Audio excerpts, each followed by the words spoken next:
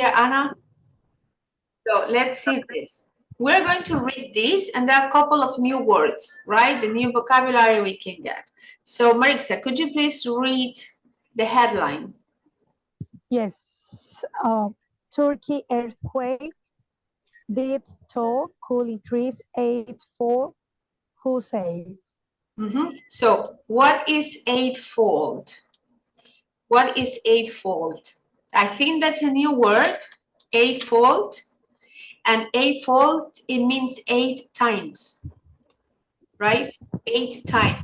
So the death toll could increase eightfold. What is WHO?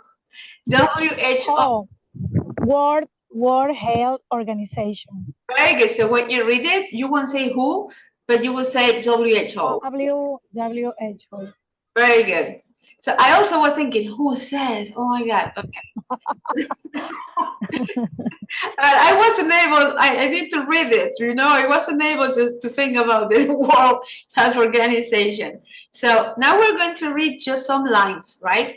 Just to get some new vocabulary from this. So could you please, Karen, could you please read this from this part to here? The death toll from a strong earthquake in southeastern Turkey near Syria's border could rise eightfold. Espérate, hijo. The World Health Organization has warned. The toll, which currently stands at more than 3,000. No,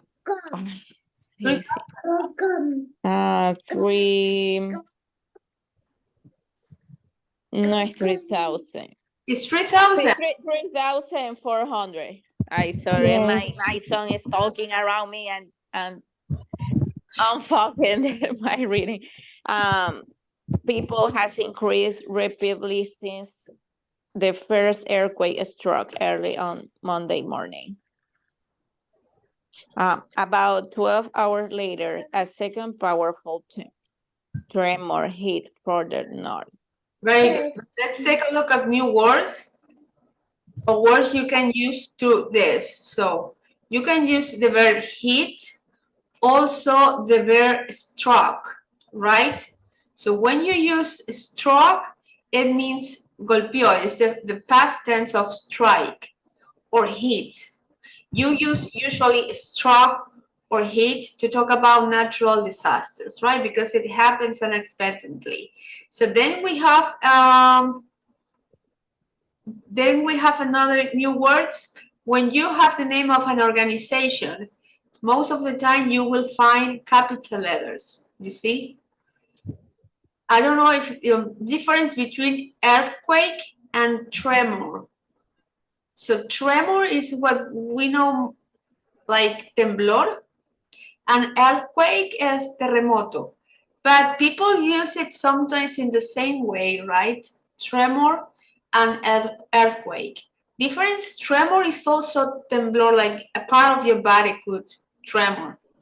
Also, you can have a tremor also, right? Okay, any new words in this part, or there are no new words? No? Stroke. Stroke is the past tense of strike, right? Oh. Similar to hit. And you use struck, the past tense of strike, or hit in the same way. You use these verbs because this is unexpected. So a flood, earthquake, tornado, landslide, they hit or they strike, right? And when you report this in the past, a struck. So now let's read the other two sentences. So Marixa, for you, these two, and these two. The other part is too technical, in my opinion. It's not so important. So please, Marixa, these two. Okay. Rescuers have been coming through mountains of rubble in freezing and snowy conditions to find survivors. countries around the world are sending support to help the rescue efforts, including specialty teams, sniffer dogs, and equipment. Very good. So what means the rescuers are coming through mountains of rubble? What is this? So some words you can already know because of what is this about. So what it means that rescuers have been coming through mountains of rubble. When you know rubble, escombros. Okay. What is most probably the meaning of coming?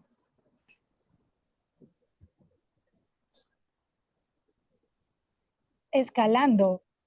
Climbing, that's climbing. But you can Climbing. imagine the situation, right? Okay. So what do you think they're going to do to come? What is this? Also kind of Climb. climb, you know, climb is come. You know what is come? What is come? It's something for to hit a rock, stone, something like this. Right? So you use the verb peinar, but also it's like look for, right? Then and then you start to do like this. Es como peinar, but they use this term also when you rescue. So you try to, it's a little bit like despejar. But the verb is from peinar, come, right? So through freezing and snowing conditions. What is a sniffer dog? Oh, rescue dogs. Right, so they also have developed the sense of smelling, and they can also try to find, they can find survivors more easily than human beings. So they have had this training. And then the last part we are going to read is for Karen's. This is the last part, Karen, for you. The second quake triggered by the first has a magnitude of 7.5 and its epicenter was in the Elbistan district of Kahramanmaraş province. It's interesting. Okay. Many aftershocks are still being felt across the region. What kind of word is triggered? Is a noun, is a verb? Seguidos.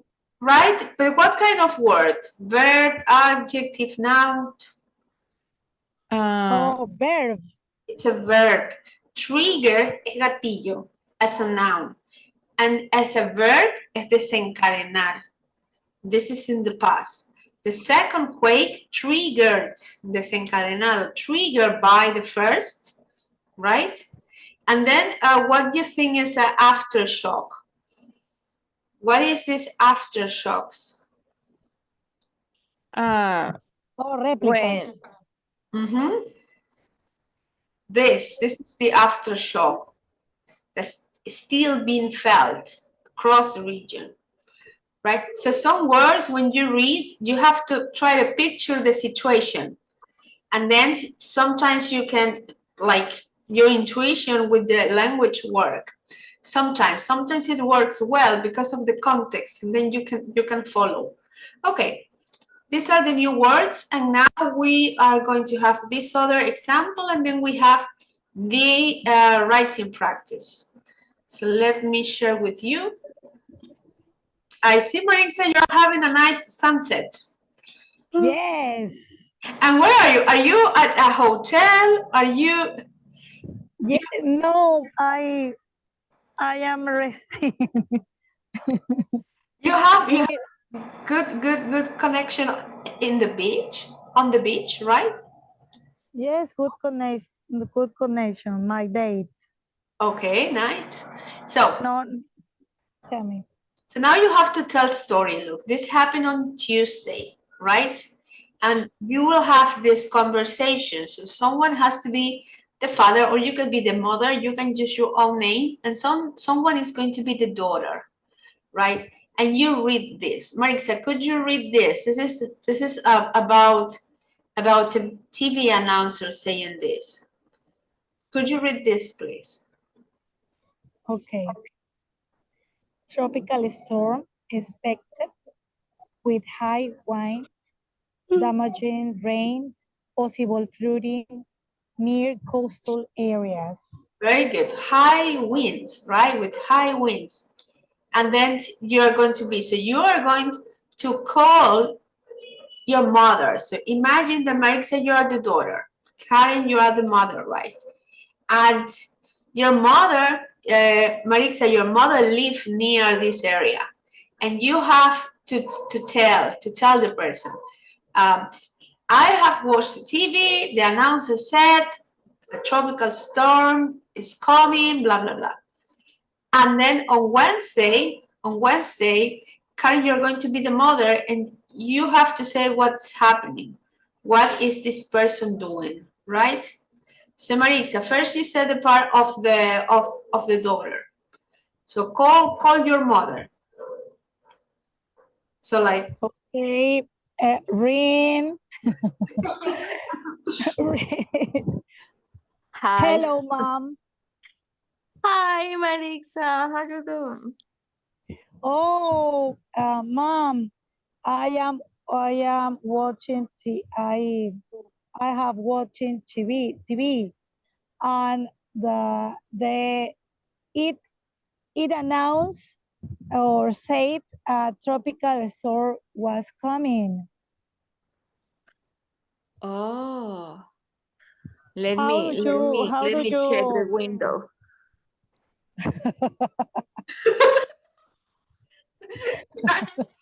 let me go to the, okay. So Marisa, you worry about what she's going to do, right? Okay, and Try to imagine that for real, you're telling your mother, like, you look. okay, and the news on the TV announced a tropical storm with high winds and possible flooding near coastal areas that you live. And I am very very surprised for this. How do you feel? How do you stay? Now that I hear you, I feel worried because I I don't know nothing about the high winds. It's probably a hurricane. Now I'm going to the supermarket because I need food and gas, more things for keep me safety. Okay. No, safe. Keep me safe. To keep me safe, right? Okay. Mhm. Okay. So what you're going to do, you can ask her what you're going to do, right? And then you have here a little bit the situation, Karen, of what are you going to do, right? So you can say, Marisa, you have heard about a shelter. You know what is a shelter? No. I don't know. Refugio. Oh, refugio. Okay. Huh? Oh, mom, do you hear about the shelter near of your house? Because maybe you need to, Go there. yes, Mhm. in case Yeah, of you're right. it happened. Yeah, you're right. I remember the last year when another hurricane. I think so knows the many shelters around this area. I'm going to there Mhm. as soon as possible. Very good. Most Mars, don't worry. Nothing will happen. You very worried. What is happening? No, don't worry. It's okay. It's okay. Okay, but you are the first mother who really cares. Like, go, I will go to the children, don't worry. Okay, now we're going to take a look at another reading, which is short, and then a writing practice, right? This reading is just for you to see. Oh my God, I'm recording. Just for you to see a little bit on what to do in case of an emergency. So you get to know some of the vocabulary that maybe you need. So let's take a look at this. I don't know if it's big enough. Let me see if I can. Okay, I think it's that. So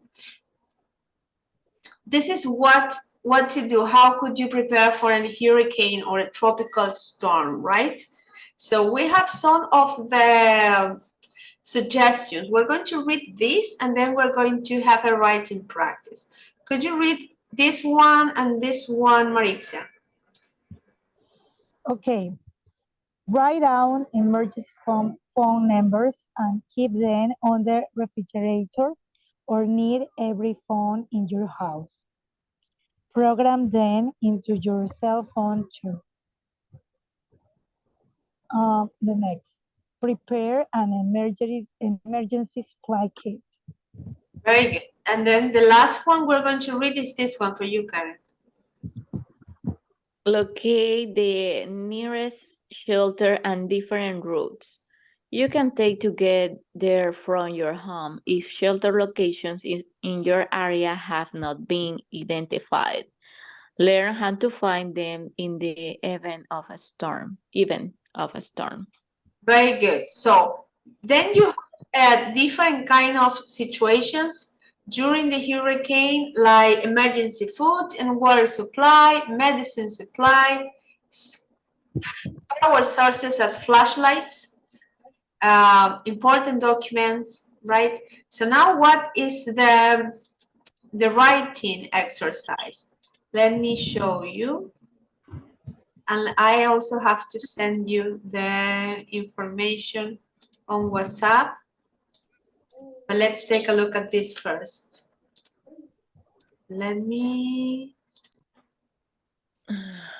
It's this. Okay, so what you have to do is this. So could you read, Maritza, what you have to do? What is the writing exercise? Okay, write about how to prepare for an emergency. Choose an emergency and include information on what to do, what supplies to have, and what preparations to make. These are some supply and resources, right? Non-perishable food, bottled water, smartphones, medications, phone numbers. So you have a lot. But you have to write. So let's take a look at some in your book, Maritza. This is on page 150. So you have it in the book. It's this, right? So how you can write? So you can write items by order of importance, and you can start with the most important and end with the least important, right? So this is most of the time the order, the most important and then the least important, but this is not a rule, but it's just for you to organize the paragraph, right? So now we're going to read this. Imagine you're writing an essay about how to prepare for a trip, right? And you can use some words that or expressions that indicate the importance of the details. So you can say first, or first and most important. You can say second, next, following that, any of these expressions, last, finally, right? You can use this. So, Karen, could you please read the first and second? First and most important. Make sure your passport is up to date. Nothing can be worse than arriving at the airport and not being able to get on the plane. That's right. Second, or next, following that, check the weather for your destination. This will ensure that you bring the right clothes.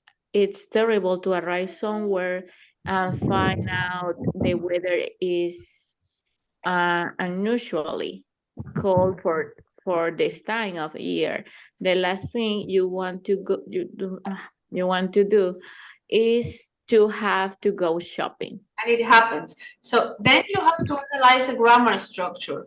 First, this is the imperative, because you start writing the verb in the base form, right?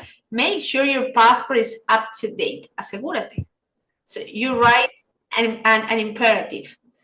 Here again, you write an imperative. And in the last part, you write an imperative. And it's a short sentence, period. And then you try to give details about why this is important, right? So you give the tip here using imperative. So you start with the verb, just the verb in the main form. Make sure your passport is up to date. Next sentence, give you the idea why is this important. Nothing can be worse. The subject is nothing. You use the modal verb can. You need the verb in the main form. Then arriving at the airport and not being able to get on the plane. Check the weather for your destination, period.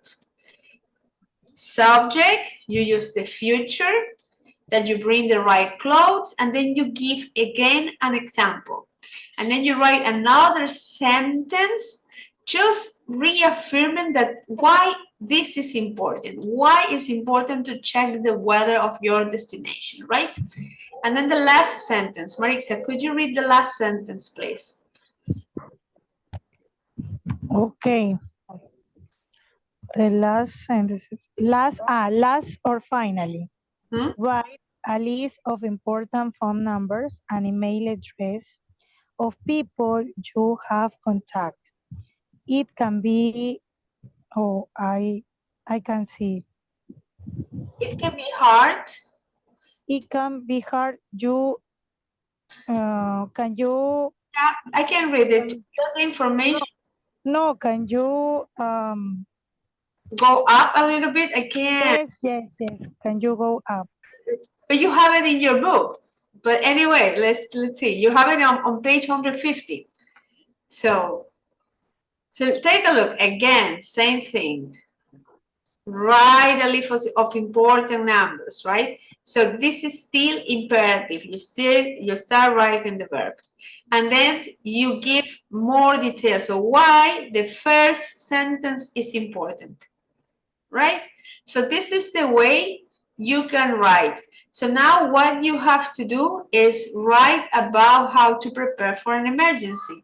Karen, what kind of emergency you would like to write about?